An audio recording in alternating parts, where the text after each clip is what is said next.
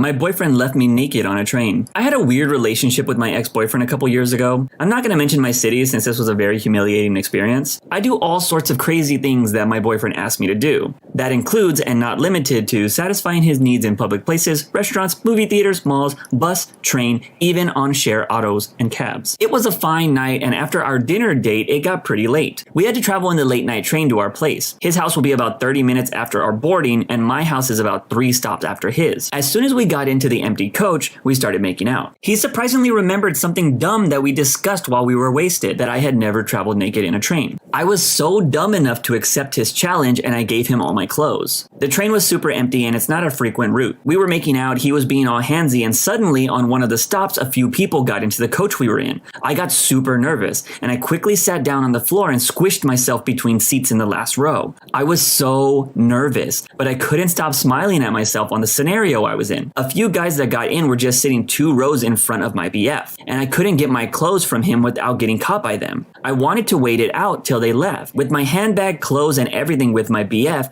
his stop was coming up and he wanted to get out. So he kept my handbag, clothes in the seat next to him and signaled to me, "Bye," and he got out. He's a crazy, idiotic person now that I think about this. A few of the guys got down, but other people started getting in. I was still laying in the dark beneath the last row trying to cover myself. After a few more stops, my stop came and I got super scared now. I definitely could not get out and take my clothes without someone spotting me for sure. I was just looking at everyone's feet praying for everyone to get down in the next stop by some miracle. Nothing happened. I missed my stop and I didn't even get up. I started crying within myself. A few minutes later, I could hear my phone ringing and I couldn't pick it up either. I let it ring. I knew it was my boyfriend trying to check with me if I got home. After a few more stops, everyone in my coach got down. I decided to get up and get dressed so I could get down in the next stop and probably hire an auto or a cab. And there goes all my plan in vain. My handbag and clothes were stolen. Not sure who took it, but probably someone noticed my phone ringing and took the entire loot. I luckily saw my underwear still lying on the floor, thanks to the wind, and I quickly put them on. I covered my body with my hands and I ran towards the end of the door and got down in the tracks. I still couldn't believe how I walked back home that night. I reached my home probably in the middle of the night and took a hot shower and slept for another 24 hours crying and trying to make better life decisions, like choosing a good boyfriend. Wow. This story was crazy and kind of hot on the girl's part. That BF was a total jerk though. If you had a woman who was down to do all the crazy weird stuff that you asked, you should probably try protecting that woman at all costs. But I'll leave this up to the viewer. Is this guy a jerk? I'm madly in love and it's slowly killing me. This all started in about November, when I got over a girl that I had liked for 4 years, and then I fell in love with this other girl. We'll call her Kay. I started totally obsessing over her. So on Valentine's, I built up the balls and I told her how I felt. I got shot down. Hard. Or at least softly, but it slowly became harder. She basically told me she wasn't ready for a boyfriend yet, but she still thinks that I'm a really nice guy. Yada yada yada. She essentially acted like she was going to be really nice about it. And she was, for a little bit. But I don't know what happened. She totally started avoiding me and cutting me off, even though I made it really clear that I was going to respect her boundaries and everything. And I thought I handled it very well. But she started ignoring me. I would try to send her a snap here or there or whatever, and I would totally get left undelivered for hours, then days, then weeks, and over a month, until I reached back out to her. She would respond to me an hour later, then I'd snap her back, and then we were back at square one. It had nothing to do with her being off the app or anything, because every time I made a story update, she would be one of the first people to view it. But it wasn't strictly on Snap. I'll use the example from the other day. She had a class right before me, so while I was waiting outside with the rest of my class for her class to leave, we made eye contact. I obviously wasn't going to strike up conversation, but she totally eliminated even the slightest possibility of me saying anything to her. She immediately broke eye contact, swallowed noticeably hard,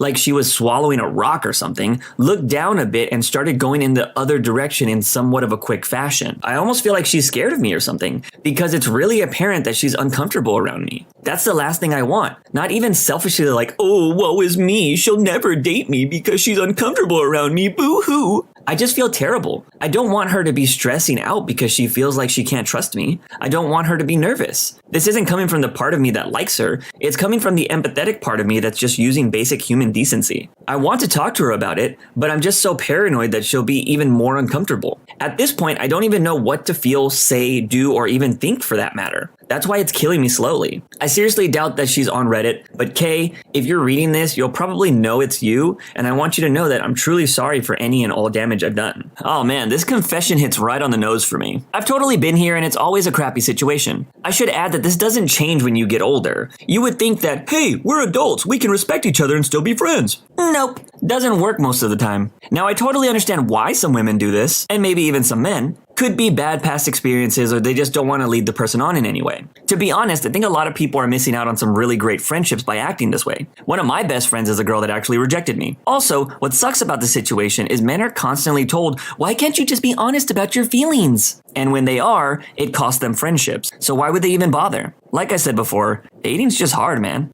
Am I the jerk because I dislike my only friends? As I get older, I realize more and more how much I dislike my friends. They are all different kinds of people, but to sum it up, most of them are not genuine. I try my best to be, but I know I'm not perfect. For years, I have enabled their non-genuine behavior, and now I'm old enough to really sit back and evaluate. I understand that not everyone can be like me, and I won't like everyone, but I would assume with people that I've known for so long, I shouldn't feel this way. I love them, I do. When things are good, they are awesome. But they slip up and start acting like tyrants, and when they do, my energy is depleted. They act so differently individually that I have to distance myself from hanging out with them one-on-one. It's like I'm always worried what will happen next or how they are feeling when they barely even respond to how my day was. I have noticed that most people in my life really don't care about me. I don't know how to feel and I'm just overall confused. I don't like that I don't want to be around them and they simply put on a fake face around me. Once you notice it, it's hard not to be completely hard, cold, and closed off. Like I said, I'm not perfect. I mess up a lot in major ways, but I'm always ready to say I'm sorry. I want to always try and be the best person I can be. I'm working on myself, and while doing so, I can see that most people aren't concerned with being kind, caring people. I'm sad, and I wish I just had at least one real connection. This is tough, but I understand. I feel like a lot of people that are friends because of school and work. I can tell you that none of my close friends are from either of those places. I actually found some of my best friends on YouTube. It sucks that we can't hang out daily in real life like some people do, but we do chat almost daily, and I'll take those type of relationships over fake ones any day. And just in case you don't know, you're not obligated to be friends with anyone. I cut out bad people from my life every year. But I also understand that some people just keep people around because they don't want to feel lonely, which is something I totally get. Substances are destroying me. Yo, I'm turning 15 in a couple days and I'm nothing but an addicted junkie. I've done nothing with my life. My grades are horrible. I don't think I've passed a school year with anything higher than Fs. I don't have hobbies. And I'm not gonna lie, I don't have very many friends. What have I been doing then? Substances. Name a substance, I've probably done it. There's nothing I can do to stop the cravings. I've tried cold turkey, I've tried slowly easing out, doesn't work. I've struggled with other things too, cutting, tattooing myself, punching my ribs until they are pink, swollen, and bruised. I'm so dumb about everything.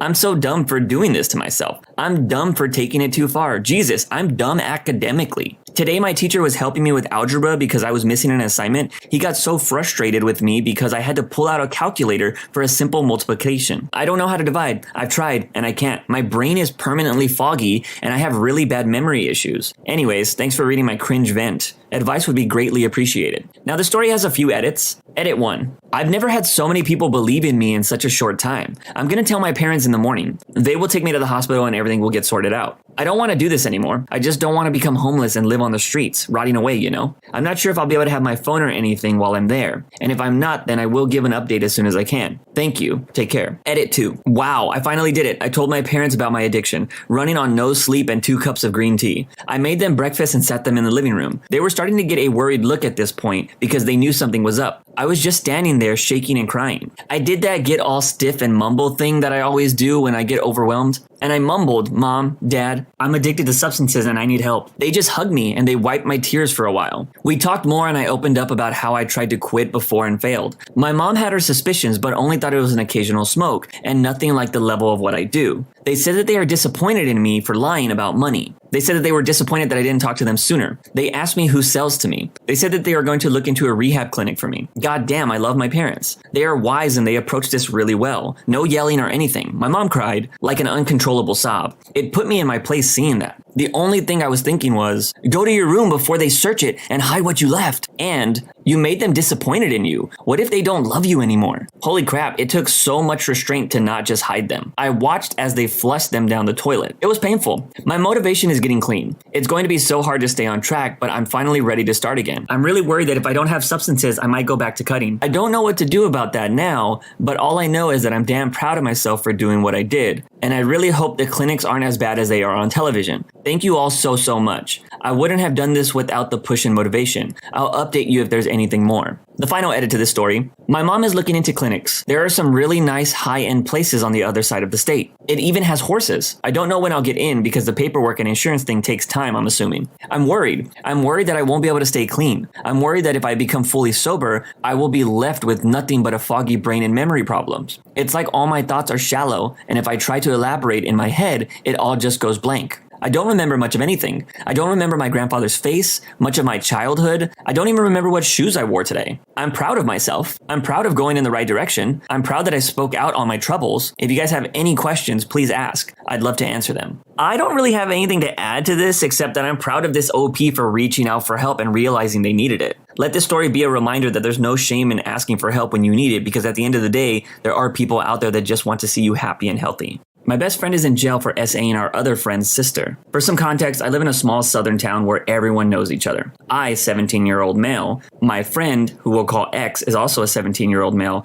and my other friend, who I'm going to call Y, is a 16-year-old male. We all live about a 2-minute walk from each other. Normally, me and X hang out daily. We ride to school together, we tell each other everything, etc. Yesterday, March 5th, I was having a good start to my day. It was a Saturday, and I didn't have to work. No one was home, and I had a productive day the day before. So I'm looking forward to a day at the gym with my friend X. But when I called him, he didn't seem like he normally did. He was quiet and soft-spoken without really acknowledging anything I said. He didn't normally act like that. He had mentioned that he had gotten in some pretty hot water with friend Y's mom, and she was saying that he had messed with friend Y's sister, 13. He said, I was going to see friend Y to play basketball, but friend Y wasn't there, and she let me in, and we were in there for a moment, and then I left. I believed him. I thought the girl was lying. I could have never imagined him doing that. Time goes by and I'm at work, and I noticed that I haven't heard from him all day, which is rare. And his mom asked if I could come keep their dog for a while. I asked why, and she completely dodged the question and said come by after work to talk. She says friend X is in jail, and she tries to get me to get someone to admit that the girl is lying, or really anything to help him. I went about my day for a while and called friend Y and told him how serious this was, and if his sister was lying, she needed to admit it. He told me she wasn't lying and that they had got a test done. It turned out he really did it. This next part is a bit confusing, but the OP writes, then just out of spite, says friend Y had done the same thing a couple months back. Friend Y is a nice, respectful Christian boy, so obviously no one believed it. It doesn't make sense that friend Y said that because he was talking to friend Y, so I assume friend X said this. The OP continues with, my best friend is an SAer and I wanted to cry, fight someone, and throw up all at the same time.